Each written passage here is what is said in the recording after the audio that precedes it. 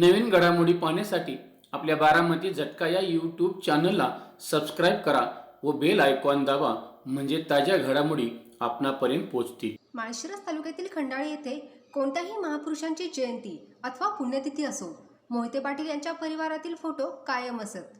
मात्र साहित्यरत्न लोकशाहीर अण्णाभाऊ साठे यांच्या 106व्या जयंतीनिमित्त भारतीय जनता पार्टी अनुसूचित जाती मोर्चाचे अकलूज मंडल अध्यक्ष मारुती अंकुश अवघडे मित्रपरिवार व भारतीय जनता पार्टी खंडाळी दत्तनगर योद्धा फाउंडेशन महाराष्ट्र राज्य यांनी खंडाळी गावातील बॅनरवर पाणीदार खासदार रणजितसिंह नाईक निंबाळकर, पालकमंत्री जयकुमार गोरे, दमदार आमदार रामभाऊ सातपुते यांचे फोटो असून हा बॅनर स्थानिक नागरिक व वाहनधारक यांचे लक्ष वेधून घेत आहे।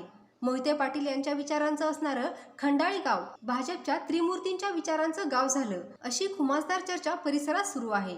अकलूज वेळापूर रोडवर खंडाळी गाव आहे। मोहिते पाटील यांच्या चौथ्या राजकीय पिढीपर्यंत कायम संपर्कात आहे। मात्र यंदाच्या लोकशाहीर अण्णाभाऊ साठे यांच्या 106व्या जयंती उत्सवात वेगळे चित्र पाहावयास मिळत आहे।